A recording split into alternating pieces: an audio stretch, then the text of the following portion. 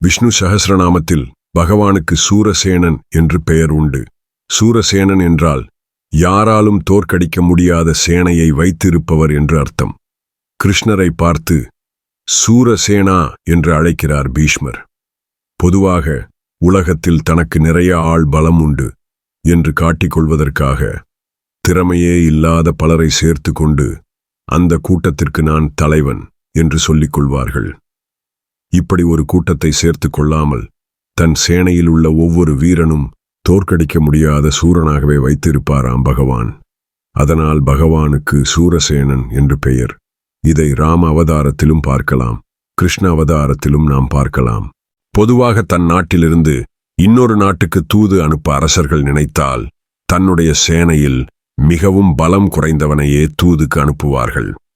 மலையையே ஒரு கையால் தூக்கும், சாதிக்க முடியாத காரியங்கள் அனைத்தையும் சாதிக்கக்கூடியவரான ஹனுமானை தூதுக்கு அனுப்பினார் ராமபிரான். ராவணன் அனுமதி இல்லாமல் இலங்கைக்குள் கால் வைக்க இந்திரனும் சூரியனுமே பயந்து கொண்டு எல்லையில் நிற்கும் போது ஹனுமான் சீதாதேவியை அசோகவனம் வரை சென்று பார்த்துவிட்டார். சீதாதேவியிடம் ராமபிரான் வைத்திருக்கும் கோடிக்கணக்கான வானர சேனையில் கடைசி வரிசையில் நிற்கும் ஒரு சாதாரண வானரன் நான். என்னை விட பலசாலிகளான வானரர்களை கோடிக்கணக்கில் அழைத்து கொண்டு பிரபு ஸ்ரீராமர் உங்களை மீட்க வந்து கொண்டிருக்கிறார் என்று சொன்னார். இப்படிப்பட்ட வானர சேனையை வைத்துக்கொண்டு ராட்சச சேனையையே ஒழித்து கட்டினார் ராமர்.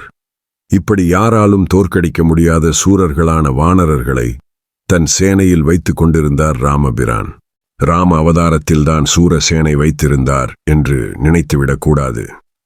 கிருஷ்ண அவதாரத்தில் பார்த்தாலும் இவருடைய யாதவ சேனை அழிக்கவே முடியாத சேனையாகவே இருந்தது. பாரத போர் முடிந்தும் யாதவ சேனை மட்டும் அப்படியே இருந்தனர். துரியோதனன் பக்கம் நின்று போர் புரிந்த கிருதவர்மனும் உயிரோடு இருந்தான். பாண்டவ பக்கம் போரிட்ட சாத்யகியும் உயிரோடு இருந்தார். பாரத போர் முடிந்து லட்சக்கணக்கான போர் வீரர்கள் மடிந்தார்கள். யாருக்கும் கட்டுப்படாத மகாபலசாலிகளான யாதவ சேனை கிருஷ்ணனுக்கு கட்டுப்பட்டு இருந்தார்கள் என்பதை நினைத்து பார்க்கும் பொழுதுதான் கிருஷ்ணனின் பலம் எப்படிப்பட்டதாக இருந்திருக்கும் என்று உணர முடியும். பாரத போரில் யாதவ சேனையை யாராலும் அழிக்க முடியவில்லை என்பதால்தான் தானே வைகுண்டம் செல்ல ஆயத்தமான போது இவர்களே தங்களுக்குள் அடித்து கொண்டு அழிந்து போகும்படியாக சங்கல்பித்து தன் கையாலேயே மிச்சமிருந்த யாதவ சேனையையும் அழித்தார் கிருஷ்ணன். சூரர்களான யாதவர்களையும் அடக்கி தனக்கு கீழ் வைத்திருந்தார் கிருஷ்ணர். யாராலும் எதிர்க்க முடியாத சேனையை கொண்டவர் என்பதால் பகவானுக்கு சூரசேனன் என்று பெயர். சூரசேன் யது ஸ்ரேஷ்ட என்று விஷ்ணு சஹஸ்ரநாமம் சொல்கிறது. ஸ்ரீ ஸ்ரீ கிருஷ்ணபிரேமி சுவாமிகளின் விஷ்ணு சஹஸ்ரநாம உபன்யாசத்தில் காணப்படும் துளிகள் இது. அப்படிப்பட்ட சூரசேனையாக இருந்த யாதவ சேனை எவ்வாறு அழிந்தது என்பதை வியாச மகாபாரதம் நமக்கு காட்டுகிறது. அதை பற்றி அறிவோம். மௌசல பர்வம் வியாச மகாபாரதம். யாதவர்கள் தங்களுக்குள் நிகழ்த்திய சண்டையில் அவர்கள் அழிந்து போனதை இந்த பர்வம் கூறுகிறது. வைசம்பாயனர் ஜனமேஜயனிடம் இவ்வாறு கூறினார். மகாபாரத போர் முடிந்து 36 ஆண்டுகள் ஆட்சி செய்து குருவம்சத்தை புகழை உச்சிக்கு கொண்டு சென்ற யுதிஷ்டிர மகாராஜன் பல அசாதாரண உலக மாறுதல்களை கண்டார்.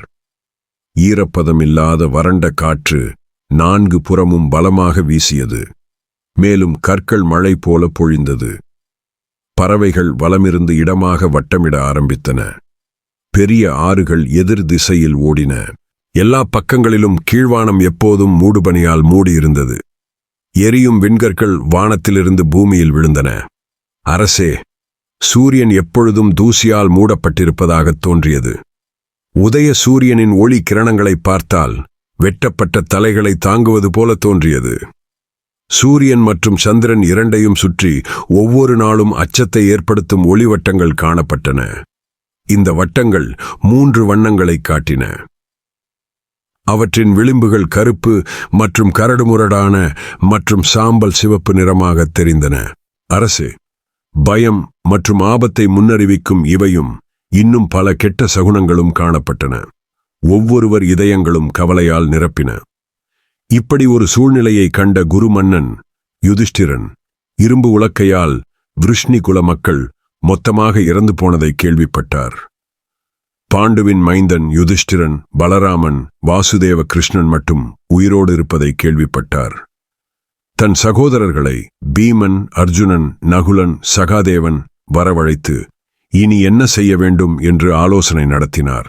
பிராமணர்களின் சாபத்தால் விருஷ்ணி குலம் அழிவை சந்தித்ததை கேள்விப்பட்டு பாண்டவர்கள் மிகவும் துயரமடைந்தனர்.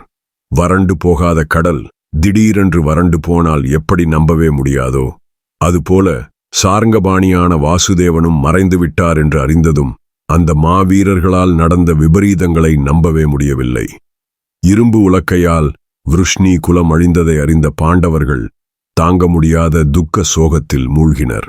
பகவான் ஸ்ரீ கிருஷ்ணர் பூலோகத்தை விட்டு சென்று விட்டார் என்றதும் உற்சாகம் இழந்து இனி செய்வதறியாது அப்படியே தரையில் சோர்ந்து உட்கார்ந்து விட்டனர். ஒவ்வொருவர் முகத்தில் தாங்க முடியாத துக்கமும் விரக்தியும் ஊடுருவியிருந்தது. உலகத்தையே தன் ஆளுமையில் கொண்ட அர்ஜுனனின் கொள்ளு பேரனும் பரீக்ஷித் மகாராஜனின் மகனுமான ஜனமேஜயன் இப்படி ஒரு நிகழ்வை கேட்டதும் மனம் பதைபதைத்தார். ஜனமேஜயன் வைசம்பாயனரிடம், மகாத்மா, விருஷ்ணி குலத்தவர்களும் அந்தகர் குலத்தவர்களும் அந்த மாபெரும் தேர் வீரர்களான போஜ குலத்தவர்களும் வாசுதேவ கிருஷ்ணர் இருக்கும்போதே இப்படி ஒரு அழிவை எப்படி சந்தித்தனர் என்று கேட்டார். வைசம்பாயனர் ஜனமேஜயனை பார்த்து, பாரத போருக்கு பிறகு 36ஆம் ஆண்டை அடைந்த போது விருஷ்ணிகளுக்கு இப்படி ஒரு பெரிய பேரழிவு ஏற்பட்டது. காலத்தின் வலிமையால் அவர்கள் அனைவரும் இரும்பு உலக்கையின் காரணமாக அழிவை சந்திக்க நேர்ந்தது என்று சொன்னார். ஜனமேஜயன் வைசம்பாயனரிடம், விருஷ்ணிகள், அந்தகர்கள் மற்றும் போஜர்கள் யாரால் சபிக்கப்பட்டார்கள்? ஏன் இப்படி ஒரு அழிவை சந்தித்தார்கள்? தேஜோமயமானவரே, நடந்த விஷயங்களை நீங்கள் எனக்கு விரிவாக கூறுங்கள் என்று கேட்டார். வைசம்பாயனர் சொன்னார், ஒரு நாள் யதுகுல வீரனான சாரணன் என்பவன் மற்ற விருஷ்ணி வீரர்களோடு இருக்கும்போது துவாரகைக்கு ஜனலோக தபலோகவாசிகளான விஸ்வாமித்திரரும் கண்வ மகரிஷியும் நாரதரும் வருவதைக் கண்டனர். புத்தி கெட்டுப்போய் அந்த விருஷ்ணி மகாநாயகர்கள் துவாரகாநாதனான ஸ்ரீகிருஷ்ணரின் புத்திரனும் ஜாம்பவதியின் புத்திரனான சாம்பனை பெண் வேடமிட்டு ரிஷிகளிடம் விளையாட நினைத்து தெய்வ தண்டனைக்கு ஆளாயினர். வந்திருந்த ரிஷிகளை அணுகி பெண் வேடமிட்டிருந்த சாம்பனை நிறுத்தி, அளவிட முடியாத ஆற்றல் கொண்ட யதுவீரனான பபுருவின் மனைவி இவள் பிள்ளை பெறப்போகிறாள். சாதுக்களான ரிஷிகளே, இவள் உண்மையில் என்ன பெறப்போகிறாள் என்பது உங்களுக்கு தெரியுமா என்று கேலியாக கேட்டனர். ஜனமேஜயா, முக்காலமும் உணர்ந்த ரிஷிகளை இவ்வாறு இவர்கள் கேலி செய்ய ரிஷிகள் இவர்களை பார்த்து, வசுதேவரின் வாரிசான இந்த சாம்பன் மூலமாகவே விருஷ்ணி குலமும் அந்தகர்களின் குலமும் அழிந்து போகும். இந்த அழிவை உண்டாக்க உயிரை குடிக்கும் இரும்பு உலக்கையை தான் இவன் பெறப்போகிறான். பொல்லாதவர்களே, கொடூரமானவர்களே, கர்வத்தில் மயங்கியவர்களே, பலராமன் மற்றும் ஜனார்த்தனனை தவிர அந்த இரும்பு உலக்கையின் மூலம் உங்கள் இனத்தை நீங்களே அழிப்பவர்களாக மாறுவீர்கள். கலப்பையை ஏந்திய வீரனான பலராமன் தனது உடலை தூக்கி எறிந்துவிட்டு கடலில் நுழைவார். அதே நேரத்தில் மகாத்மாவான கிருஷ்ணர் தரையில் படுத்திருக்கும்போது ஜரா என்ற ஒரு வேடுவன் அம்புகளை எய்து விடுவான் என்று சபித்து விட்டார்கள். பெண் வேடம் போட்டு கேலி செய்ய நினைத்த இந்த குணம் கெட்டவர்களை கண்டு கோபப்பட்டு கண்கள் சிவந்து ஒருவரையொருவர் பார்த்து கொண்டே இப்படி சபித்து விட்டார்கள். குலநாசம் ஏற்படும் என்று இவர்கள் சபித்ததால் உடனேயே நடந்த விவரத்தை சொல்ல ஸ்ரீகிருஷ்ணரை பார்க்க சென்றனர். மது என்ற அரக்கனை கொன்ற மாதவனை தரிசித்து நடந்த விஷயங்களை சொல்லி சாபத்தை பற்றியும் ரிஷிகளே தெரிவித்துவிட்டனர். ஸ்ரீகிருஷ்ணரும் உடனேயே விருஷ்ணி குலத்தவர்கள் அனைவரையும் வரவழைத்து பேசினார். தனது இனத்தின் முடிவு என்னவாக இருக்கும் என்பதை முழுமையாக அறிந்திருந்த பகவான் கிருஷ்ணர், விதிக்கப்பட்டது நிச்சயமாக நடக்கும் என்று சர்வசாதாரணமாக அனைவரிடமும் தெரிவித்துவிட்டார். இவ்வாறு சொல்லிவிட்டு ரிஷிகேசனான கண்ணன் தன் மாளிகைக்குள் சென்று விட்டார். கால சக்கரத்தை தன் ஆளுமையில் வைத்திருந்தும் உலகுக்கே தலைவனான ஸ்ரீகிருஷ்ணர் இந்த முடிவை, பேரழிவை மாற்ற விரும்பவில்லை.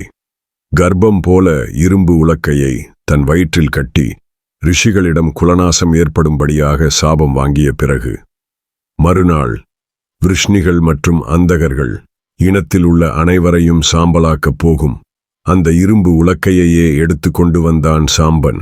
அன்று அந்த இரும்பு உலக்கையை பார்த்த அனைவருக்கும் விருஷ்ணிகள் மற்றும் அந்தகர்கள் இனத்தை அழிக்க வந்திருக்கும் யமனாகவே தோன்றியது.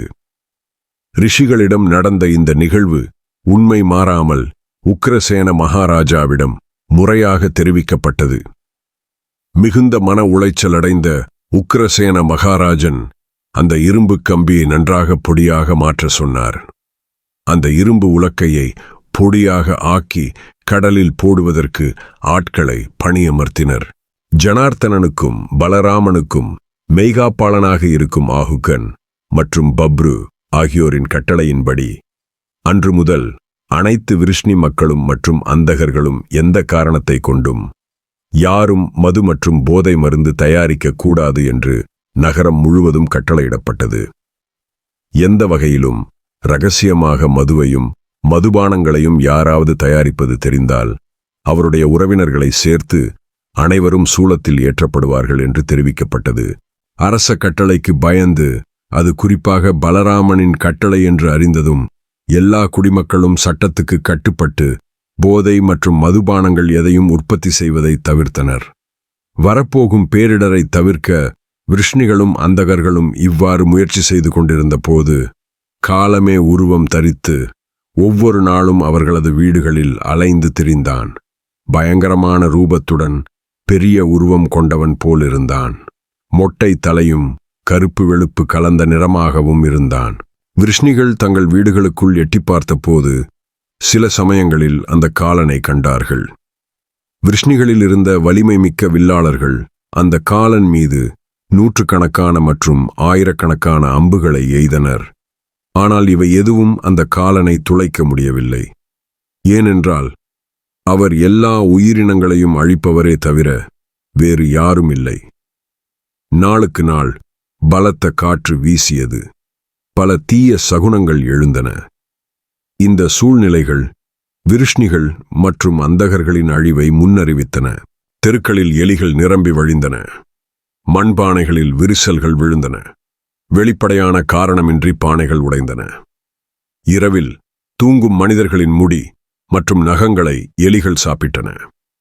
விருஷ்ணிகளின் வீடுகளுக்குள் அமர்ந்து சாரிகா என்ற நாகனவாய் என்ற பறவைகள் சி சி கூ சி என்று கிண்டல் செய்தது. அந்த பறவைகள் எழுப்பும் சத்தம் பகலிலோ இரவிலோ சிறிது நேரம் கூட நிற்கவில்லை. சாரச பறவைகள் ஆந்தையின் கூக்குரலில் கத்தின. ஓ பாரதா, ஜனமேஜயா! ஆடுகள் நரிகளைப் போல ஊளையிட்டன. மரணத்தால் தூண்டப்பட்ட பறவைகள் வெளுத்து போய் கால்கள் சிவந்து காணப்பட்டன. விருஷ்ணிகளின் வீடுகளில் புறாக்கள் எப்பொழுதும் திரிந்து கொண்டே இருந்தன. கழுதைகள் பசுக்களிலிருந்தும் யானைகள் கழுதைகளிலிருந்தும் பிறந்தன. நாயிடத்தில் பூனைகளும் கீரிகளிடத்தில் எலிகளும் இயற்கைக்கு மாறாக பிறந்தன. விருஷ்ணிகள் பாவச் செயல்களை செய்ய ஆரம்பித்தார்கள். இருந்தும் அவமானமடைந்ததாக காணப்படவில்லை. அவர்கள் பிராமணர்கள் மற்றும் பித்ருக்கள் மற்றும் தெய்வங்களை அலட்சியம் செய்ய ஆரம்பித்தனர். அவர்கள் தங்கள் குருவையும் மூத்தவர்களையும் அவமதித்து அவமானப்படுத்த ஆரம்பித்தனர். பலராமரை கிருஷ்ணரை மட்டும் அவமதிக்கவில்லை. மனைவி கணவனை ஏமாற்றினாள். கணவன் மனைவியை ஏமாற்றினான். அக்னி ஜுவாலைகளை நீலமாகவும் சிவப்பாகவும் மஞ்சளாகவும் தனித்தனியாக உண்டு பண்ணி கொண்டு இடதுபுறமாக வீச ஆரம்பித்தது. சூரியன் நகரத்தின் மீது உதிக்கும் போதும் மறையும் போதும் தலையில்லாத மனித உடல்களால் நெருக்கமாக சூழப்பட்டவராக காணப்பட்டார். சமையல் அறைகளில் சுத்தமான மற்றும் நன்கு சமைத்து வைக்கப்பட்ட உணவுகளில் அதை உண்பதற்காக பரிமாறப்பட்ட போது பல்வேறு வகையான எண்ணற்ற புழுக்கள் காணப்பட்டன. பிராமணர்கள் தானம் பெறும்போது, ஆசீர்வதிக்கும் போது, மௌனமாக பாராயணம் செய்யும் போது, குழந்தைக்கு புண்ணியாக மந்திரத்தை சொல்லும்போது வெளியில் ஜனங்கள் ஓடுவது போல சத்தம் கேட்டது. ஆனால் ஒருவரும் காணப்படவில்லை. ஒருவருக்கு கஷ்டம் ஏற்படும் போது மற்றவர்களின் நட்சத்திரம் எப்படி இருக்கிறது என்று வானசாஸ்திரம் பார்த்தார்களே தவிர தன்னுடைய ஜாதகம் எப்படி இருக்கிறது என்பதை பார்க்க மறந்தார்கள்.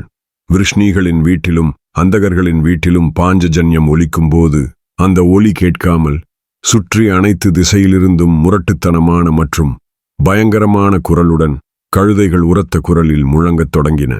இவ்விதம் காலத்தின் விபரீதமான அறிகுறிகளைக் கண்டு 15வது நாளில் வரவேண்டிய அமாவாசை 13வது நாளிலேயே அமாவாசை வந்ததையும் கண்டு யாதவர்களை வரவழைத்து ஹிருஷிகேசனான ஸ்ரீகிருஷ்ணர் அவர்களிடம் இந்த வார்த்தைகளை கூறினார். 14வது பட்சம் ராகுவால் மீண்டும் 15வது பட்சமாக ஆக்கப்பட்டுவிட்டது. பாரத பெரும் போர் நடந்த சமயத்திலும் இதே போன்ற சூழ்நிலைகள் ஒரு நாள் நடந்திருக்கிறது. அது மீண்டும் ஒருமுறை தோன்றியிருக்கிறது. இது நம் அழிவுக்காகத்தான் ஏற்பட்டிருக்கிறது என்றார். கேசியை கொன்றவரான ஜனார்தனன் காலத்தின் சகுனங்களை ஆராய்ந்த பிறகு யாதவர்களை பார்த்து 36ஆம் ஆண்டு வந்துவிட்டது. காந்தாரி தனது மகன்களின் மரணத்தால் துக்கத்தில் எரிந்து தனது உறவினர்கள் அனைவரையும் இழந்த பிறகு எதை சொன்னாலோ அது நடக்கவிருக்கிறது. பாண்டவ கௌரவ இரு படைகளும் போருக்காக வரிசையாக அணிவகுக்கப்பட்டிருந்த போது யுதிஷ்டிரர் எத்தகைய பயங்கரமான சகுனங்களை குறிப்பிட்டாரோ அதைப் போலவே தற்போதும் உள்ளது என்றார். இவ்வாறு கூறிய பிறகு காந்தாரியின் வார்த்தைகளை சத்தியம் செய்ய சங்கல்பித்த பகைவர்களை அடக்குபவரான வாசுதேவன் உடனே விருஷ்ணிகளை தீர்த்த யாத்திரை மேற்கொள்ளும்படி கட்டளையிட்டார். கேசவனின் கட்டளையின் பேரில் தூதர்கள் உடனடியாக விருஷ்ணிகள் சமுத்திர ஸ்நானம் செய்ய கடற்கரைக்கு பயணம் செய்ய வேண்டும் என்று அறிவித்தனர். வைசம்பாயனர் மேலும் கூறினார், இப்படிப்பட்ட சூழ்நிலையில் விருஷ்ணி பெண்கள் ஒவ்வொரு இரவும் பயங்கரமான கனவு கண்டார்கள். கருப்பு நிறமும் வெள்ளை பற்களும் கொண்ட ஒரு பெண் உரத்த குரலில் சிரித்துக்கொண்டு துவாரகைக்குள் நுழைந்து இவர்கள் வசிப்பிடத்திற்குள் நுழைந்து அவர்களிடமிருந்து மங்களமான வளையல்களை ரக்ஷைகளை பறித்து கொண்டு ஓடுவது போல கனவு கண்டார்கள்.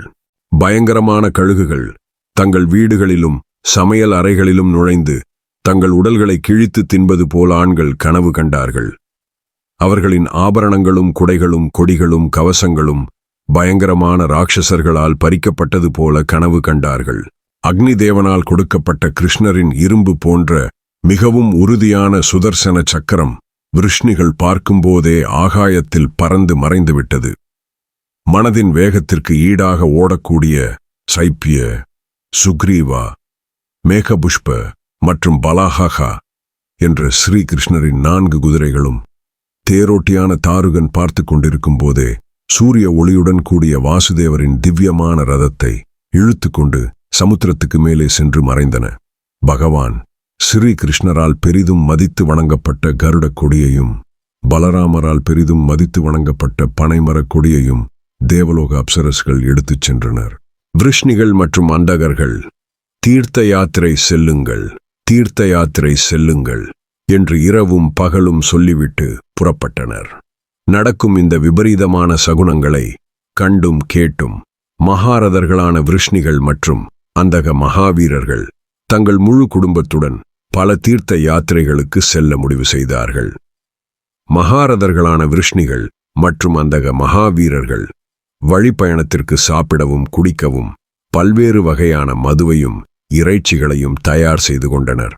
மதுபானம் செய்ய விரும்பும் பெரும் செல்வமும் அழகுமுடைய பயங்கரமான பலசாலிகளான விருஷ்ணிகள் மற்றும் அந்தகர்கள் துவாரகை நகரத்திலிருந்து தங்கள் ரதங்களில் குதிரைகளில் மற்றும் யானைகளில் ஏறி கொண்டு தீர்த்த யாத்திரையாக புறப்பட்டனர். தீர்த்த யாத்திரையாக வந்த யாதவர்கள் தங்கள் மனைவிகளுடன் இன்று குஜராத் என்று அழைக்கப்படும் மாநிலத்தில் கடற்கரை அருகிலுள்ள பிரபாச க்ஷேத்திரம் வந்தபோது ஒவ்வொருவரும் அவர்களுக்கு ஒதுக்கப்பட்ட கூடாரத்தில் தாங்கள் கொண்டு வந்த ஏராளமான உணவுப் பொருட்கள் மற்றும் பானங்களோடு தங்கினர்.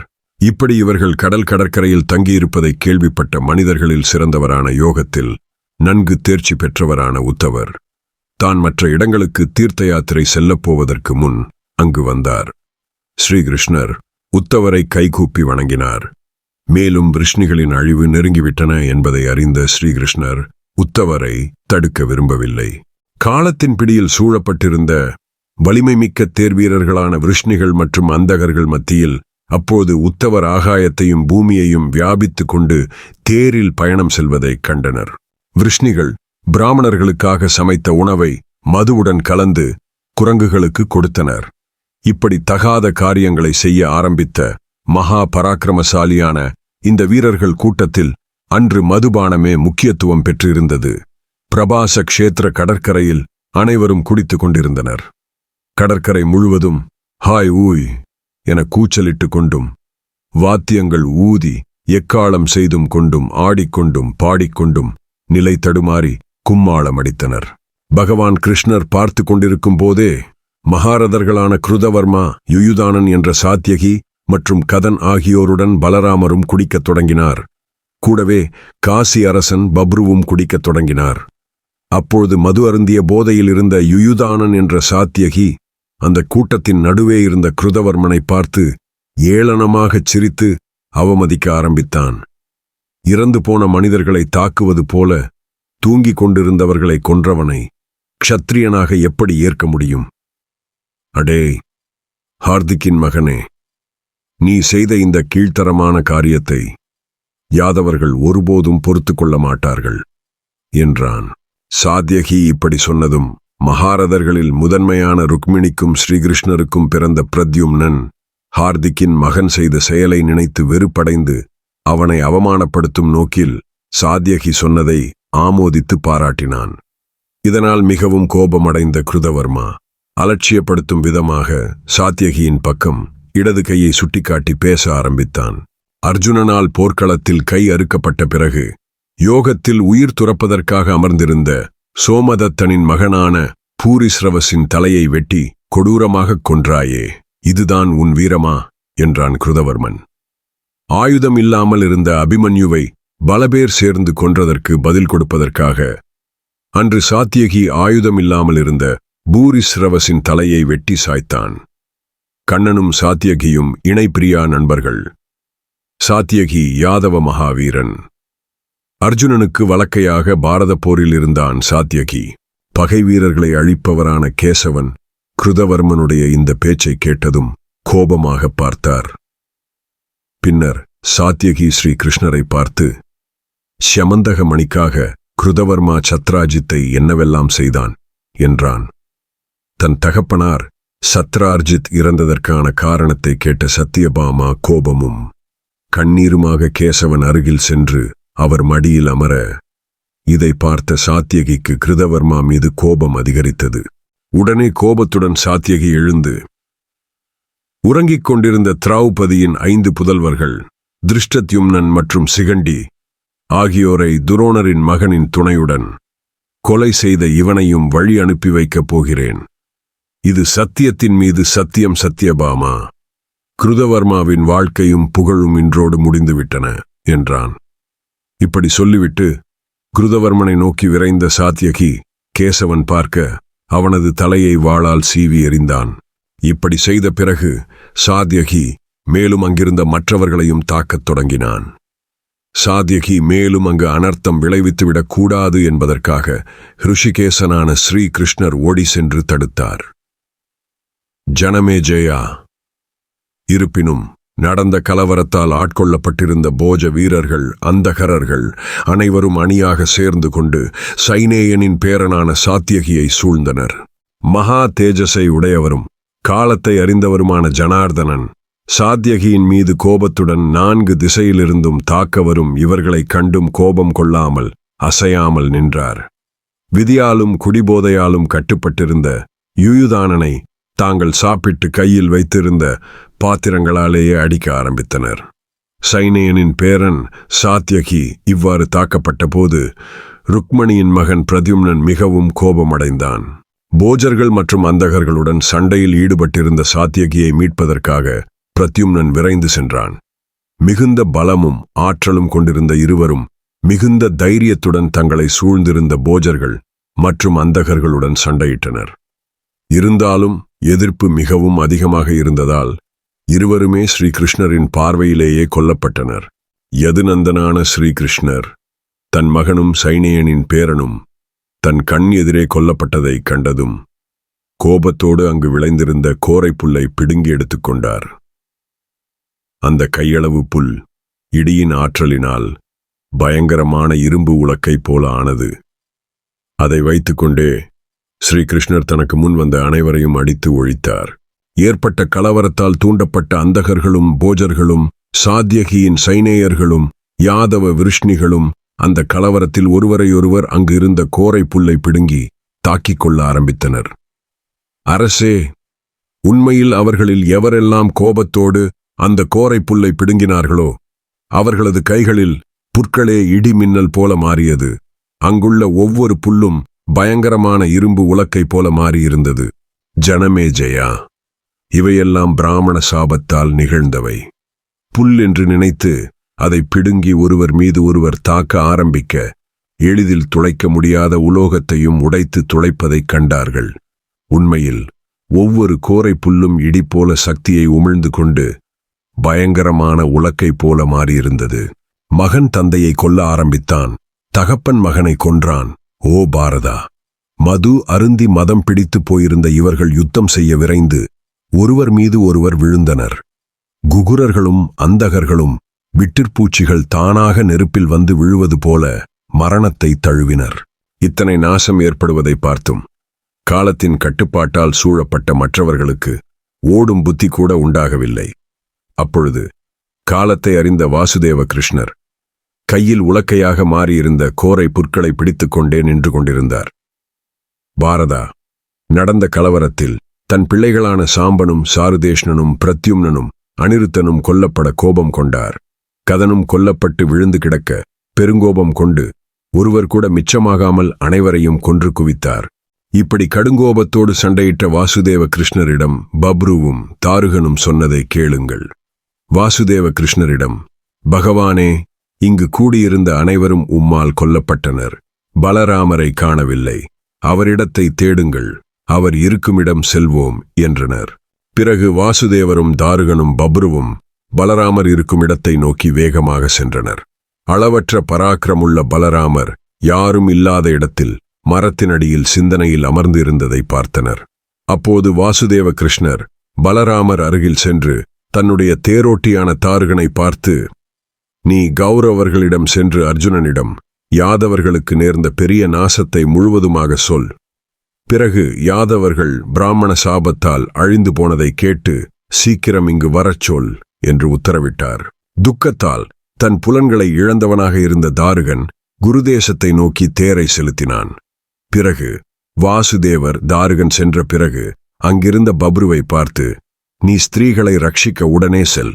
பொருளில் ஆசையுள்ள திருடர்கள் பெண்களை துன்புறுத்திவிடக் கூடாது என்றார்.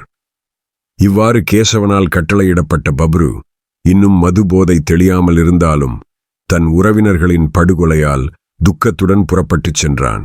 விலங்குகளை பிடிக்க ஒரு இயந்திரத்தில் இரும்பை கட்டி வைத்திருந்தான் ஒரு வேட்டைக்காரன்.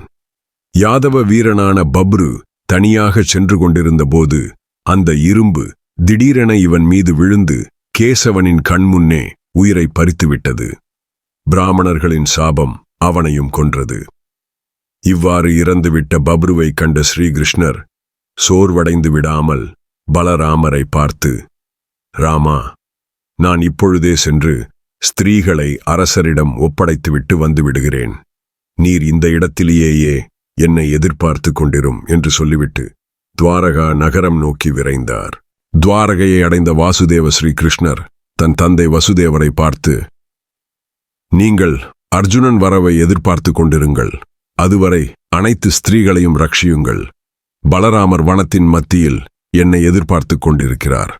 நான் இப்பொழுது அவரிடம் செல்லப் போகிறேன். யாதவ க்ஷத்திரியர்களின் அழிவு என்னால் பார்க்கப்பட்டது. இவர்கள் இல்லாத இந்த துவாரகை நகரத்தில் நான் மட்டும் இருக்க விருப்பமில்லை.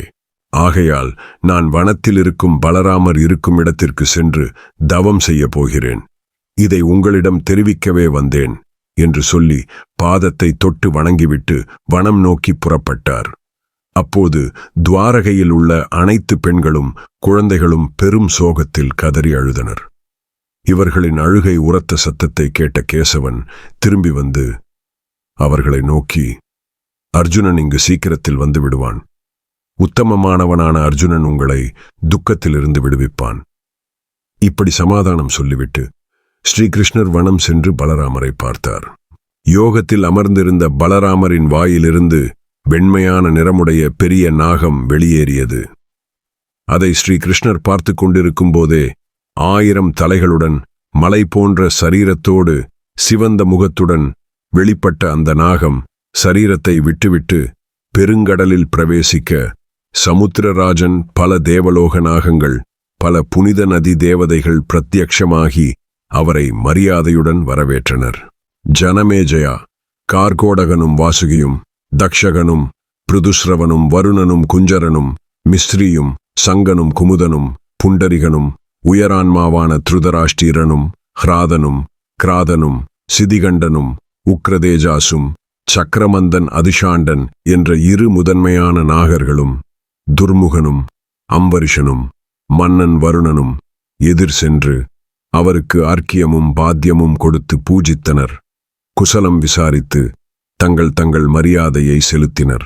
சகோதரன் இவ்வாறு உலகத்தை விட்டு பிரிந்த பிறகு எல்லாவற்றின் முடிவையும் முழுமையாக அறிந்திருந்த வாசுதேவர் சூன்யமான அந்த காட்டில் தனிமையாக சிந்தனையுடன் சிறிது நேரம் அலைந்த பிறகு அப்படியே பூமியில் அமர்ந்தார்.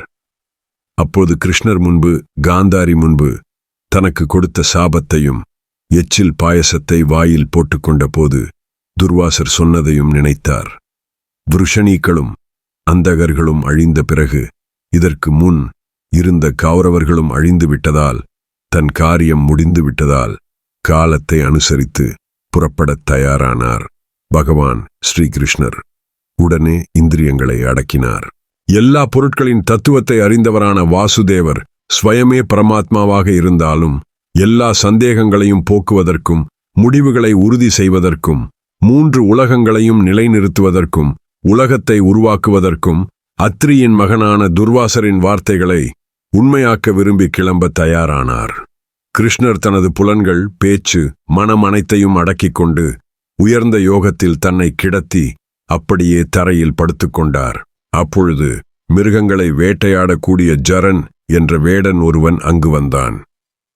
தாமரை போன்ற பாதங்களை உடைய பகவானின் உள்ளங்காலை பார்த்த இந்த வேடன் ஏதோ பக்ஷி என்று நினைத்து ஸ்ரீகிருஷ்ணர் காலில் அம்பு எய்துவிட்டான்.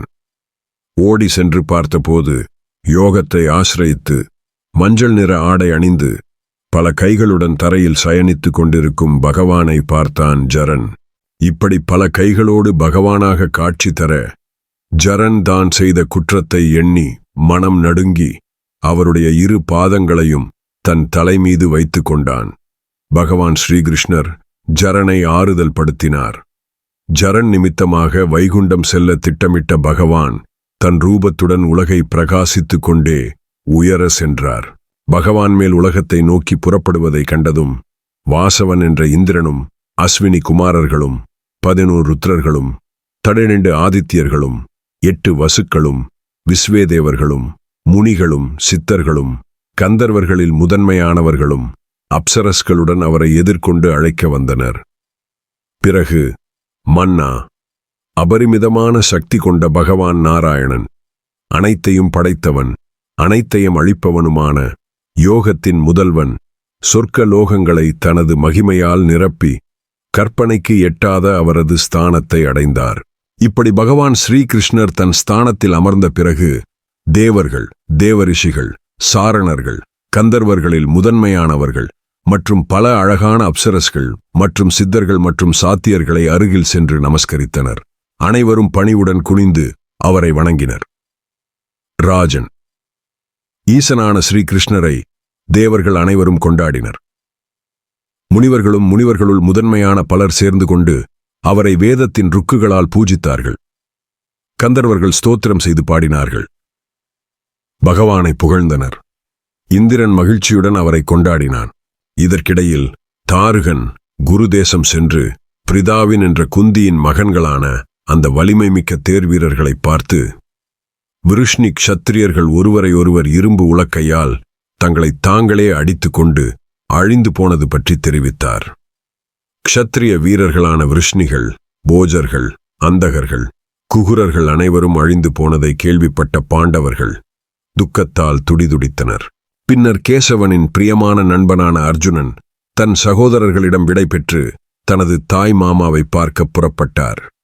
ஸ்ரீகிருஷ்ணரின் சாரதியான தாருகனுடன் விருஷ்ணிகளின் நகரமான துவாரகைக்குள் நுழைந்த மகாவீரனான அர்ஜுனன் துவாரகை நகரமே கணவனை பிரிந்த ஒரு பெண்ணைப் போல் இருப்பதைக் கண்டான். பார்த்தன் தங்களை காண வந்ததைக் கண்டு அவர்கள் அனைவரும் கதறி அழ ஆரம்பித்தனர். எங்கும் உரத்த அலறல் சத்தமே கேட்டது. வாசுதேவ கிருஷ்ணரின் 16,108 பத்னிகளும் அர்ஜுனன் வந்ததைக் கண்டவுடன் துக்கம் தாழாமல் அனைவரும் பெரும் சோகத்தில் கதறி அழ ஆரம்பித்தனர். துவாரகா நகரத்தில் ஒரு பெரிய நதியாக விருஷ்ணிகளும் அந்தகங்களும் இருந்தனரே. மனதை விட வேகமாக செல்லும் குதிரைகள் மீன்கள் போல அங்கு துள்ளி விளையாடியதே. தேர்கள் அந்த சமுத்திரத்தில் படகுகள் போல பவனி வந்ததே. அங்கு இசைக்கப்பட்ட இசைக்கருவிகளின் நாதமும் தேர்கள் ஓடும் சத்தமும் சமுத்திரத்தில் உள்ள அலைகள் போல இருந்ததே. துவாரகையில் வரிசையாக கட்டப்பட்டிருந்த வீடுகளும் மாளிகைகளும் பொது சதுக்கங்களும் சிறு சிறு ஏரிகள் போல இருந்ததே. இரத்தினங்களும் விலையுயர்ந்த கற்களும் துவாரகை முழுவதும் சமுத்திரத்தின் பாஷிகள் போல எங்கும் காணப்பட்டனவே. சாதுக்கள் தங்க அமைக்கப்பட்ட பெரிய பெரிய மடங்கள், அதன் சுவர்கள் சமுத்திரத்தில் மிதக்கும் மலர் மாலைகள் போன்ற காணப்பட்டதே. சமுத்திரத்தில் ஆங்காங்கு ஏற்படும் சிறு தீவில் நீரோட்டம் இருப்பது போல துவாரகா தெருக்கள் மற்றும் சாலைகளின் மேற்பரப்பை பார்த்தால் சுழல்களில் ஓடும் வலுவான நீரோட்டங்கள் போல காணப்பட்டதே. 4 பக்கமும் மூடப்பட்ட பெரிய மைதானங்கள் பெரிய எரிகளாக காணப்பட்டதே. மகுடம் வைத்தார் போல பலராமனும் கிருஷ்ணனும் 2 வலிமை மிக்க முதலைகள் போல இந்த சமுத்திரத்தை ஆட்சி செய்தனரே. அப்படி காணப்பட்ட அற்புதமான துவாரகா என்னும் நதி இப்போது காலபாசத்தில் சிக்கி பயங்கரமான வைதரணி என்னும் நதி போல அர்ஜுனனுக்கு தோன்றியது. இப்படி துவாரகையே காட்சி கொடுக்க கிருஷ்ணரின் எண்ணற்ற தேவிகளை கண்டதும் அர்ஜுனன் கண்ணீரில் குளித்த கண்களுடன் உரத்த குரலில் அழுது கொண்டே பூமியில் விழுந்தான். இப்படி பார்த்தன் கிருஷ்ணரை இழந்து பரிதவித்து அழுது கிடக்க கிருஷ்ணரின் பத்னிகள் சத்ராஜித்தின் மகளான சத்யபாமா, ருக்மிணி உட்பட அனைவரும் அர்ஜுனனை சூழ்ந்து கொண்டு மேலும் துக்கம் தாழாமல் கதறி அழுதனர். அர்ஜுனனை எழுப்பி தங்க ஆசனத்தில் அமரச் செய்தனர். மகாத்மாவான அர்ஜுனனை ஸ்ரீ கிருஷ்ணரின் பத்னிகள் சுற்றி அமர்ந்து கொண்டு அர்ஜுனன் ஸ்ரீகிருஷ்ணரிடம் கொண்ட நட்பை சொல்லி சொல்லி அழுதார்கள். பாண்டுவின் மகனான அர்ஜுனனும் கோவிந்தனின் பெருமைகளை ஸ்தோத்திரம் செய்து கிருஷ்ண பத்னிகளுக்கு ஆறுதல் சொன்னான். பிறகு தன் தாய் மாமாவை பார்க்கச் சென்றான். வைசம்பாயனர் மேலும் கூறினார், புத்திர சோகத்தினால் பீடிக்கப்பட்டு பெரும் துயரிலிருந்த வசுதேவர் மகாத்மாவும் வீரனும் கௌரவ தேசத்தின் சிறந்தவனுமான அர்ஜுனன் வருவதை கண்டார். கண்ணீரால் நிறைந்த கண்களுடன் விசாலமான மார்புடைய நீண்ட கைகளை உடைய அர்ஜுனன் தாங்க முடியாத மனத்துயருடன் வசுதேவரின் 2 பாதங்களையும் பற்றி கொண்டு அழ ஆரம்பித்தான். ஓ பாரதா! அந்த வயதான வசுதேவர் தனது சகோதரியின் மகனை உச்சி முகர ஆசைப்பட்டு அருகில் வந்தும் துக்கத்தை அடக்க முடியாமல் பெரும் தளர்ச்சியுற்ற நிலையில் அர்ஜுனனை கட்டிக்கொண்டு மறைந்துவிட்ட சகோதரர்களையும் புத்திரர்களையும் பேரன்களையும் நண்பர்களையும் நினைத்து வாய்விட்டு அழ ஆரம்பித்தார். வசுதேவர் அர்ஜுனனை பார்த்து, அர்ஜுனா, எவர்கள் 100கணக்கான மன்னர்களையும் அசுரர்களையும் ஜெயித்தார்களோ அவர்கள் யாரும் இன்று இல்லை. அர்ஜுனா, நான் மட்டும் மரணத்தை தழுவாமல் ஜீவித்திருக்கிறேன். அர்ஜுனா, பார்த்தா, உனக்கு பிரியமான நீ எப்பொழுதும் கௌரவிக்கும் இருவரால் விருஷ்ணிகள் மரணமடைந்தனர். தனஞ்சயா, உன்னால் எப்பொழுதும் புகழப்பட்ட ஸ்ரீ கிருஷ்ணனுக்கு மிகவும் பிடித்தமான சிறந்த விருஷ்ணி வீரர்கள் என்று புகழப்பட்ட பிரத்யும்னனும் யுயுதானனும் இந்த பேரழிவுக்கு காரணமானார்கள். அர்ஜுனா, குலநாசம் சாபத்தால் ஏற்பட்டிருக்கிறது. ஆதலால் நான் சாத்தியகியையோ கிருதவர்மனையோ அக்ரூரரையோ பிரத்யும்னனையோ நிந்திக்க விரும்பவில்லை. மதுவை கொன்றவன், கேசியையும் கம்சனையும் தன் பலத்தால் ஒழித்தவன், தன் பராக்கிரமத்தால் கர்வமுள்ள சேதி நாட்டு சிசுபாலனை தண்டித்தவன், வேடனான ஏகலைவனையும் கலிங்கர்களையும் மகதர்களையும் காந்தாரர்களையும் காசிராஜனையும் பாலைவனத்திலிருந்த அரசர்களையும் கீழ் திசையிலும் தென் திசையிலும் மலை நாட்டிலும் இருந்த மன்னர்களையும் அடக்கியவனான மதுசூதனன் பாராமுகத்துடன் இருந்து விட்டான். அந்தோ ரிஷிகள் கொடுத்த சாபத்துக்காக மதுசூதனன் நடக்கும் பேரழிவை கண்டும் காணாதது போலிருந்தான். நீயும் நாரதரும் முனிவர்களும் எனக்கு புத்திரனாக பிறந்த ஸ்ரீகிருஷ்ணனை சனாதனமான தோஷமற்ற அச்சுதனான தேவாதிதேவன் என்று அறிகிறீர்கள். சாக்ஷாத் விஷ்ணுவாக இருந்தும் தன் உறவினர்களின் அழிவை குறுக்கிடாமல் பார்த்து கொண்டிருந்தான். இப்படி ஒரு பேரழிவு நடக்க என் புத்திரனே அனுமதித்திருக்க வேண்டும். அவன் பரமாத்மா என்று அறிவேன். காந்தாரி மற்றும் ரிஷிகளின் வார்த்தைகளை பொய்யாக்க வாசுதேவன் விரும்பவில்லை. பகைவர்களை வாட்டுபவனே, உன்னுடைய பேரன் பரீட்சித் அஸ்வத்தாமனால் கர்ப்பத்திலேயே கொல்லப்பட்டும் ஸ்ரீகிருஷ்ணன் தன் யோக பலத்தால் உயிர்ப்பித்து கொடுத்ததை நேரில் கண்டாய். அப்படி காப்பாற்றிய உன்னுடைய பிரிய நண்பன் தன் குலத்தை, தன் மக்களை காக்க விரும்பவில்லை. கேசவன் தன்னுடைய புத்திரர்களும் பௌத்திரர்களும் சகோதரர்களும் நண்பர்களும் கொல்லப்பட்டு பூமியில் விழுந்து கிடக்க என்னை பார்க்க வந்தான். என்னை பார்த்து இவ்வாறு ஸ்ரீகிருஷ்ணன் சொன்னான், இப்போது இந்த குலத்திற்கு இப்படி ஒரு முடிவு ஏற்பட்டுவிட்டது. பரத சிரேஷ்டனான அர்ஜுனன் இந்த துவாரகைக்கு வரப்போகிறான். அவனிடத்தில் விருஷ்ணிகளுக்கு நேர்ந்த பெரிய நாசத்தை தெரிவிக்க வேண்டும். யாதவர்களுக்கு ஏற்பட்ட மரண செய்தியை கேட்டு அர்ஜுனன் உடனேயே புறப்பட்டிருப்பான். இதில் எனக்கு ஒரு சந்தேகமும் இல்லை. நானே அர்ஜுனன். அர்ஜுனன் தான் நான். அர்ஜுனன் என்ன சொல்கிறானோ அதை அப்படியே நீங்கள் செய்ய வேண்டும். அந்த பாண்டு புத்திரன் இங்கு உள்ள பெண்களுக்கும் குழந்தைகளுக்கும் எது நல்லதோ அதையே செய்வான். உங்களுக்கு நான் எப்படியோ அதுபோல தானும் புத்திரனாக இருந்து உங்களுக்கு கடைசி காரியங்கள் வரை செய்வான். துவாரவதி நகரத்தை விட்டு அர்ஜுனன் வெளியேறியதும் பெரும் மதில் சுவர்கள் மாளிகைகளுடன் இருக்கும் இந்த நகரத்தை எந்த தாமதமும் இல்லாமல் சமுத்திரம் விழுங்கப் போகிறது. நான் இப்பொழுதே பலராமனுடன் வனத்தில் புண்ணியமான ஓர் இடத்தில் நியமத்தை ஆசிரயித்துக் கொண்டு காலத்தை கழிக்க விரும்புகிறேன் என்று ஸ்ரீகிருஷ்ணன் சொன்னான் என்றார். அளவிட முடியாத பராக்கிரமும் பிரபுவுமான ஹ்ருஷிகேசன் என்னிடம் இவ்வாறு சொல்லிவிட்டு குழந்தைகளை என்னிடம் விட்டு எங்கு போனான் என்றே தெரியாதபடி ஏதோ திசை நோக்கி சென்று விட்டான். நான் மகாத்மாக்களான பலராமனையும் ஸ்ரீகிருஷ்ணனையும் கோரமான மரணத்தை சந்தித்த என் உறவினர்களையும் நினைத்து நினைத்து சோகத்தால் மெலிந்து போஜனம் செய்யக்கூட விரும்பாமல் இருக்கிறேன். பாண்டவ, நான் இந்த துயரத்திலிருந்து மீளவே முடியாது. நான் ஜீவித்துக் கொண்டிருக்கவும் விரும்பவில்லை. நீ தெய்வ செயலாய் வந்திருக்கிறாய். பார்த்தா, கேசவன் எதை சொன்னானோ அதையெல்லாம் முழுவதும் செய். இந்த ராஜ்யமும் இங்குள்ள அனைத்து பெண்களும் ரத்தினமும் உன்னுடையவை. பகைவர்களை ஒழிப்பவனே, நானும் என் பிராணனை விட முடிவு செய்து விட்டேன் என்றார் வசுதேவர். வைசம்பாயனர் மேலும் கூறினார், தாய் மாமாவான வசுதேவர் இப்படி சொன்னதும் மிகுந்த மனவருத்தமுற்று வாடிய முகத்துடன் வசுதேவரிடம், மாமா, விருஷ்ணிகளில் சிறந்த வீரரான வாசுதேவனையும் மற்ற உறவினர்களையும் இழந்து நிற்கும் இந்த பூமா தேவியை என்னால் பார்க்க முடியவில்லை. ஐயோ, யுதிஷ்டிர மகாராஜனும் பீமசேனனும் சகதேவனும் நகுலனும் யாக்ஞசேனியான திரௌபதியும் நான் எந்த மனநிலையில் வேதனையில் உள்ளேனோ அதே வேதனையை அடையப் போகிறார்கள். யுதிஷ்டிர மகாராஜன் புறப்படும் நேரமும் வந்துவிட்டது. மாதுளரே, நாங்கள் அனைவரும் புறப்படும் நேரமும் நெருங்கிவிட்டது. காலத்தின் போக்கை நன்கு அறிந்தவர் நீங்கள். ஆதலால் நீங்கள் சொன்னபடி விருஷ்ணி இனத்தைச் சேர்ந்த பெண்களையும் குழந்தைகளையும் முதியவர்களையும் முதலில் இந்திரபிரஸ்தத்திற்கு கூட்டி செல்கிறேன்.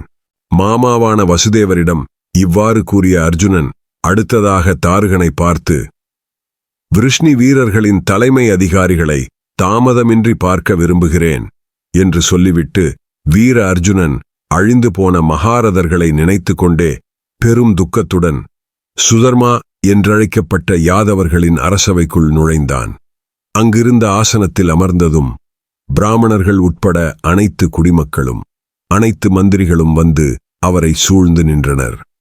உயிரற்ற உடல் போல துக்கத்துடன் நிற்கும் குடிமக்களை பார்த்து அவர்களை விட பெரும் துக்கத்தை சுமந்து கொண்டிருக்கும் அர்ஜுனன் அந்த சந்தர்ப்பத்திற்கு மிகவும் பொருத்தமான வார்த்தைகளை பேச ஆரம்பித்தான். விருஷ்ணிகளையும் அந்தகர்களையும் சேர்ந்த ஜனங்களை நானே இந்திரபிரஸ்தம் அழைத்துக் கொண்டு செல்கிறேன். இந்த துவாரகா நகரத்தை சமுத்திரம் மூழ்கடிக்கப் போகிறது. உங்களிடம் உள்ள விதவிதமான ரத்தினங்களை எல்லாம் எடுத்துக்கொண்டு உடனேயே ரதத்தில் கிளம்ப தயாராகுங்கள். ஸ்ரீகிருஷ்ணனின் பேரனான வஜ்ரநாபன் இனி உங்களுக்கு அரசனாக இருந்து உங்களை பாதுகாப்பான். இன்றிலிருந்து 7வது நாள் சூரிய உதயத்தோடு புறப்படுவோம். தாமதிக்காமல் நீங்கள் அனைவரும் தயாராகுங்கள். தூய ஆத்மாவான பிரீதாவின் மகன் அர்ஜுனன் இவ்வாறு சொன்னதும் மக்கள் அனைவரும் தங்களின் பாதுகாப்பின் அவசியத்தை உணர்ந்து கிளம்புவதற்கு தயாரானார்கள். அர்ஜுனன் அன்றிரவு முழுவதும் ஸ்ரீகிருஷ்ணரின் மாளிகையில் தங்கினான். கண்ணன் இல்லாத அந்த மாளிகை அர்ஜுனனை மீள முடியாத மிகுந்த துக்கத்தில் ஆழ்த்தியது. பிரமை பிடித்தவன் போலிருந்தான் அர்ஜுனன். மறுநாள் காலை விடிந்தபோது மிகுந்த ஆற்றலும் பராக்கிரமமும் கொண்ட வசுதேவர் தனது ஆத்மாவை யோகத்தில் செலுத்தி உத்தமமான கதியை அடைந்துவிட்டார். வசுதேவரின் மாளிகையில் பெண்களின் உரத்த அழுக்குரல் அனைவரது இதயத்தை பிளந்தது. அங்கிருந்த பெண்கள் அனைவரும் விரித்த கூந்தலோடு ஆபரணங்கள் மற்றும் மலர் மாலைகளை கழற்றி கைகளால் மார்பில் அடித்துக்கொண்டு நெஞ்சை பிளக்கும்படி புலம்பி அழுதார்கள். பெண்களில் சிறந்தவர்களான தேவகி, பத்ரா, ரோகிணி மற்றும் மத்ரா ஆகியோர் தங்கள் கணவனின் உடலில் விழுந்து அழுதனர். பிறகு பார்த்தன் தனது மாதுலரின் உடலை விலையுயர்ந்த பல்லக்கில் ஏற்றி பலர் தன் தோள்களில் தூக்கி செல்ல ஏற்பாடுகளை செய்தான். துவாரகையில் வசிக்கும் அனைத்து ஜனங்களும் பெரும் துக்கத்துடன் சோகத்துடன் அந்த பல்லக்கை தொடர்ந்து பின் சென்றார்கள். வசுதேவரின் உடலை தாங்கிக் கொண்டு பல்லக்கு முன்னால் செல்ல வசுதேவர் அஸ்வமேத யாகம் செய்தபோது பயன்படுத்திய குடை வசுதேவருக்கு நிழல் கொடுத்தது. வசுதேவரின் உடலுக்கு முன்னால் வசுதேவர் தினமும் ஹோமம் செய்த அக்னியும் பல பிராமணர்களும் சென்று கொண்டிருந்தனர். வசுதேவரின் உடலை பின்தொடர்ந்து பூஷணங்களால் அலங்கரிக்கப்பட்ட அவரது மனைவிகள் மற்றும் ஆயிரக்கணக்கான பெண்கள் மற்றும் ஆயிரக்கணக்கான மருமகள்கள் கூடவே வந்தனர். அவர் உயிருடன் இருந்தபோது எந்த இடம் அவருக்கு பிரியமானதோ அதே இடத்தில் இறுதிச் சடங்குகள் செய்யப்பட்டன. வசுதேவரின் தர்ம பத்னிகள் 4 தேவகி, பத்ரா, ரோகிணி மற்றும் மத்ரா இறுதிச் சடங்கில் வசுதேவருடன் சிதையில் ஏறினார்கள். பாண்டுவின் மகன் தனது மாதுலரோடு சிதையில் இறங்கிய 4 பேருக்கும் சேர்த்து சந்தனக் கட்டைகள் மற்றும் வாசனை திரவியங்களை சேர்த்து முறையாக சம்ஸ்காரம் செய்தான். இப்படி சிதை ஏறியும் போது அந்த ஜொலிக்கும் அக்னியின் சத்தமும் சாம வேதத்தின் மந்திர ஓசையும் அதனோடு குடிமக்கள் மற்றும் மற்றவரின் அலறல் சத்தமும் கேட்டது. பிறகு விருஷ்ணி மற்றும் அந்தக குலத்தை சேர்ந்த சிறுவர்கள் வஜ்ரனின் தலைமையில் பெண்களும் மகாத்மாவான வசுதேவருக்கு தீர்த்தத்தால் தர்ப்பணம் செய்தார்கள். பரத சிரேஷ்டரே, ஜனமேஜயா, தர்மம் கெடாதவனான அந்த பால்குணன் என்ற அர்ஜுனன் அனைத்து ஈம காரியமும் முறையாக முடித்துவிட்டு விருஷ்ணிகள் தங்களுக்குள் அடித்துக்கொண்டு இறந்த இடத்தை பிரபாச க்ஷேத்திரம் நோக்கி புறப்பட்டான். எங்கு பார்த்தாலும் இறந்த உடல்கள் இருப்பதை பார்த்த குரு இளவரசன் மேலும் அதிகமான துக்கத்தை அடைந்தான். இருப்பினும் தான் செய்ய வேண்டிய ஈம காரியத்தை அவர்கள் அனைவருக்கும் செய்தான். பிராமண சாபத்தால் புற்களே இரும்பு உலக்கையாக மாறி அந்த மாவீரர்களின் அழிவுக்கு காரணமானதை உணர்ந்து அங்கு கிடக்கும் உடல்களுக்கு வயது வரிசைப்படி அனைவருக்கும் இறுதிச் சடங்குகள் செய்யப்பட்டன. திறம்பெற்ற சிலரை அனுப்பி பலராமர் மற்றும் வாசுதேவனின் உடல்களை தேடி முறைப்படி சம்ஸ்காரம் செய்தான் அர்ஜுனன். இறந்து கிடைக்கும் அனைவருக்கும் செய்ய வேண்டிய இறுதி சடங்குகளை முறையாகச் செய்து முடித்த பாண்டுவின் மகன் 7ஆம் நாளில் தேரில் ஏறி விரைவாக புறப்பட்டான். விருஷ்ணி வீரர்களின் விதவைகள், காளைகள், கழுதைகள் மற்றும் ஒட்டகங்களால் இழுக்கப்பட்ட பலவிதமான தேர்களில் அமர்ந்து மகாத்மாவான பாண்டுவின் மகனான அர்ஜுனனை பின்தொடர்ந்து சென்றனர். அனைவரும் பெருந்துன்பத்தில் இருந்தனர். அந்தகர்கள் மற்றும் விருஷ்ணி வீரர்களின் பணியாட்களும் குதிரை வீரர்களும் தேர் வீரர்களும் துவாரகா நகரத்தின் குடிமக்களும் அங்கே வசித்தவர்களும் முதியவர்களும் மற்றும் குழந்தைகளும் விதவைகளாகிய விருஷ்ணி வீரர்களின் மனைவிகளை சூழ்ந்து கொண்டு ஒரே நேரத்தில் புறப்பட்டுச் சென்றனர். யானைகளில் இருந்து போரிட்ட போர் வீரர்கள் மலைகளைப் போன்ற யானைகளில் சென்றனர். காலாட்படை வீரர்கள் தங்களுக்கு தேவையான பொருட்களுடன் புறப்பட்டுச் சென்றனர்.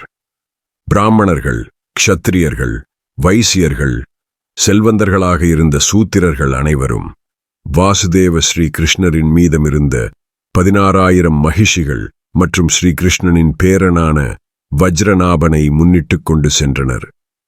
போஜ, விருஷ்ணி, அந்தக குல வீரர்களின் மனைவிகளும் நாதனை இழந்திருக்கும் லட்சக்கணக்கான பெண்கள் அனைவரும் அர்ஜுனனுடன் புறப்பட்டுச் சென்றனர்.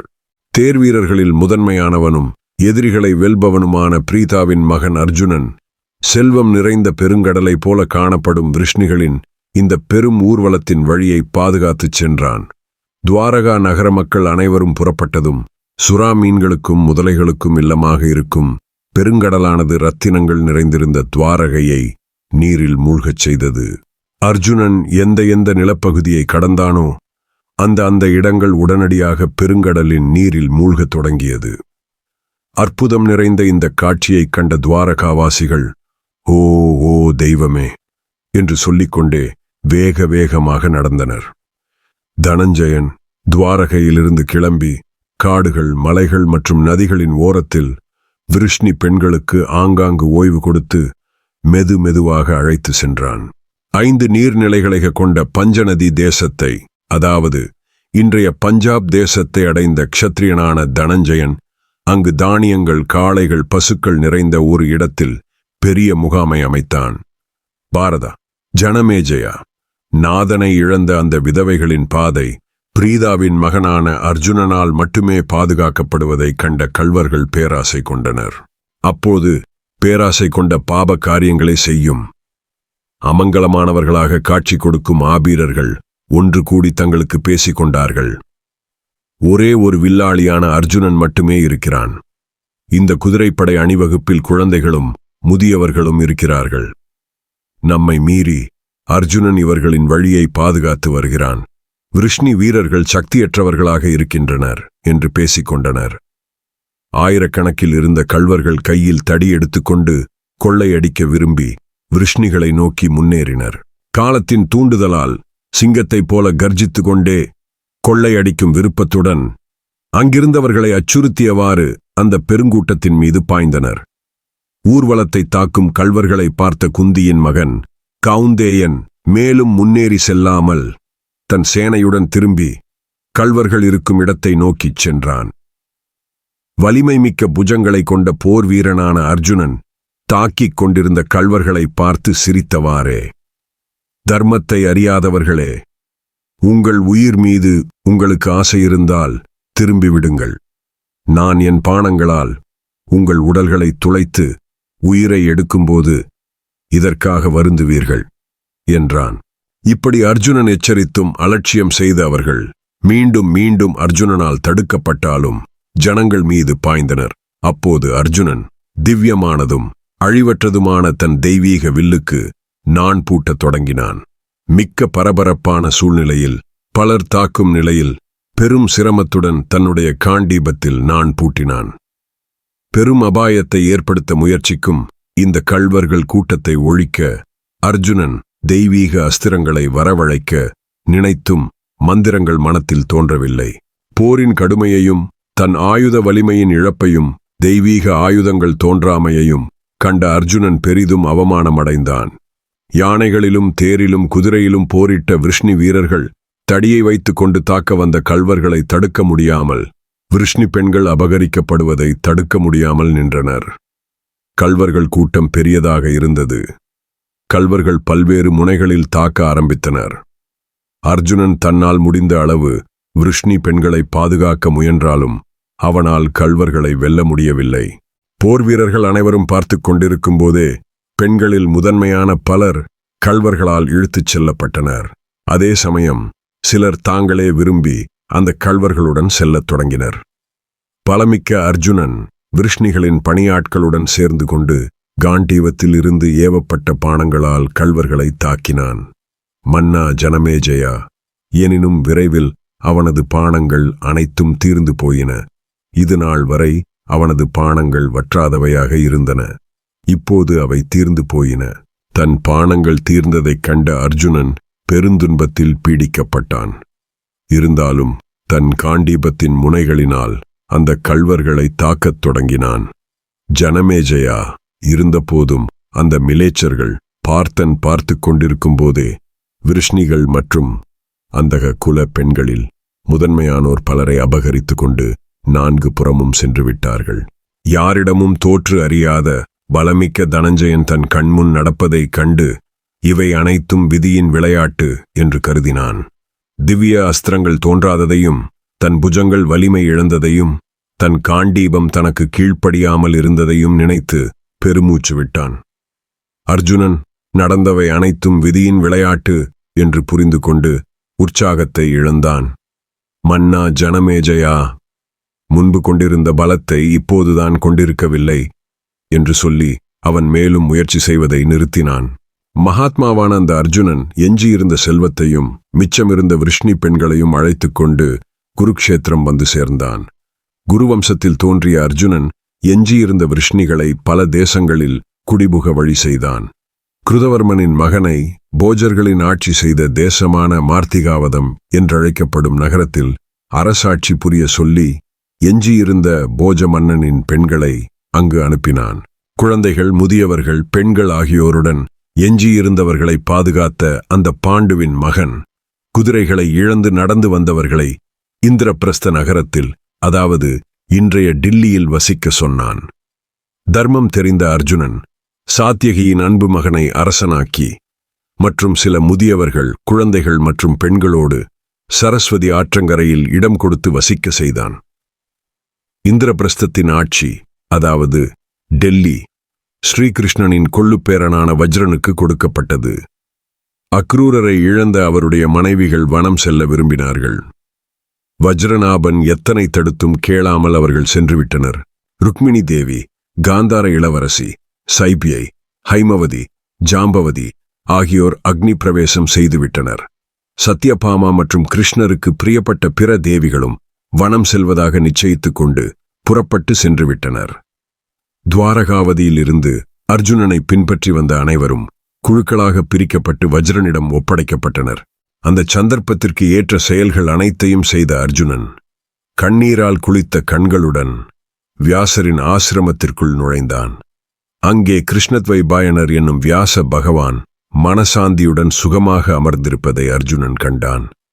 ஆசிரமத்திற்குள் நுழைந்த அர்ஜுனன் ஒரு தனிப்பட்ட இடத்தில் சத்தியவதியின் மகனான சத்தியமே ரூபமாக கொண்ட வியாச பகவான் அமர்ந்திருப்பதைக் கண்டான்.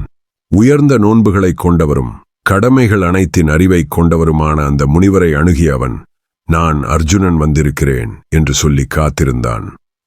தர்மத்தை அறிந்தவரும் உயர்ந்த விரதங்களுடன் கூடிய சத்தியவதியின் மகனான வியாசர் உனக்கு நல்வரவு என்று பதிலளித்தார்.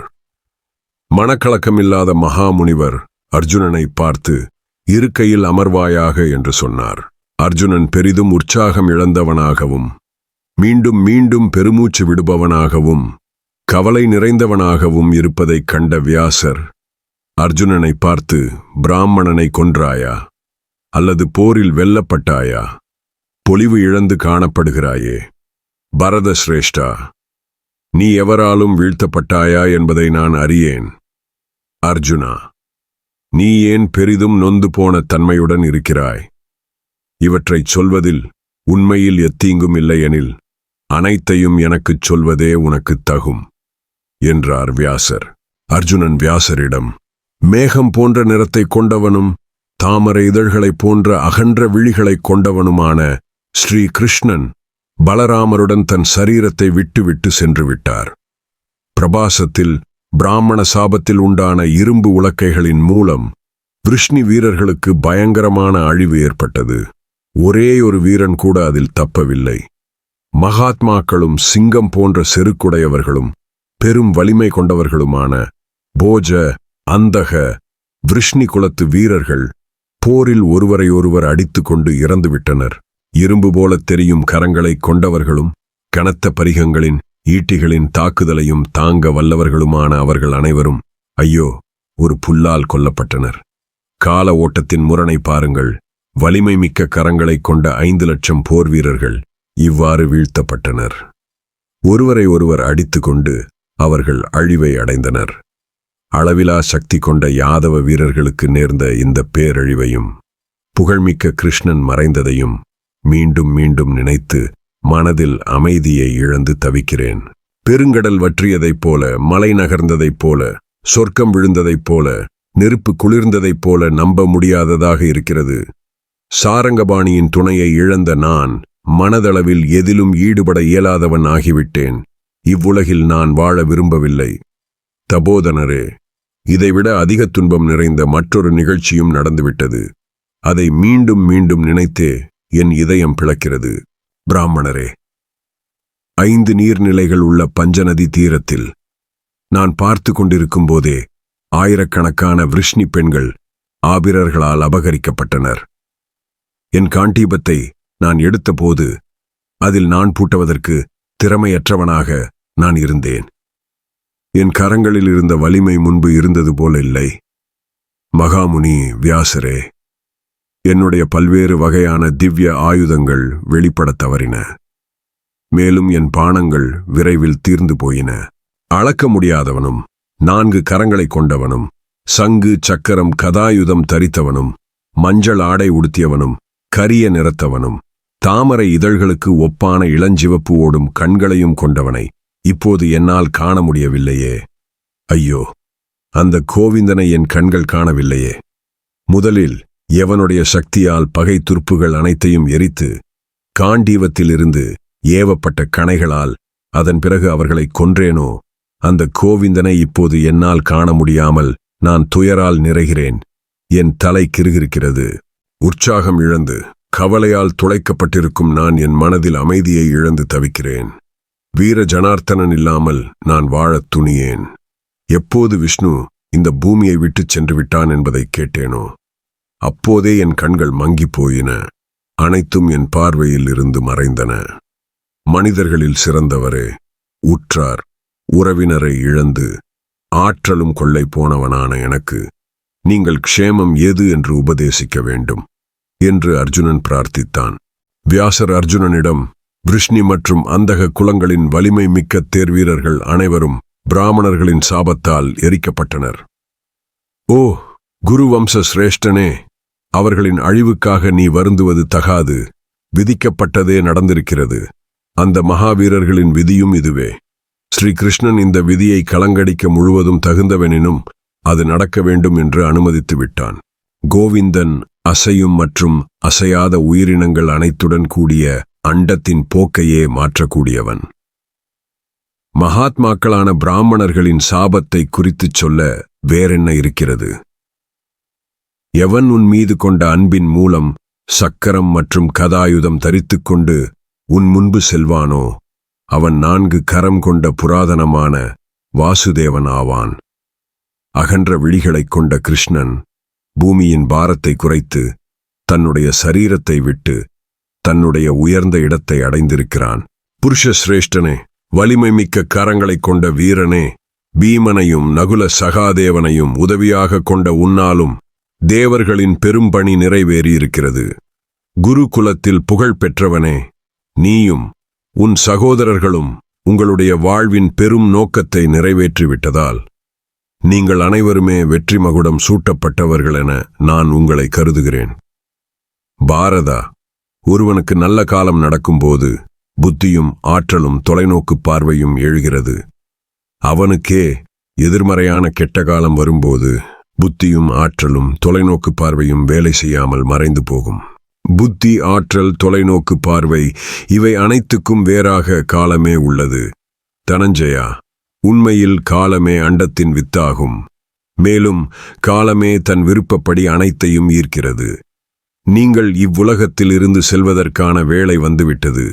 ஓ பலமிக்கவனே, இதுவே இப்போது உங்களுக்கு நன்மையானது. காலத்தின் பிடியில் இருக்கும் மனிதன் ஒரு நாள் வலிமை அடைகிறான், ஒரு நாள் வலிமையை இழந்து பலவீனமாகிறான்.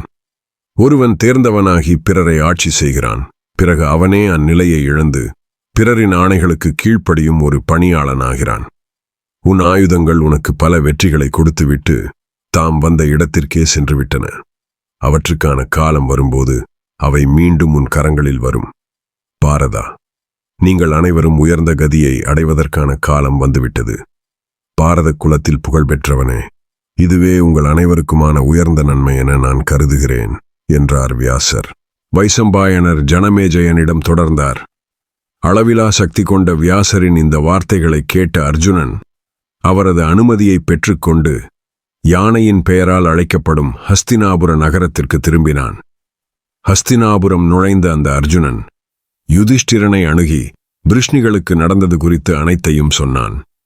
வியாச மகாபாரதத்தின் மௌசல பருவம் முற்று பெற்றது.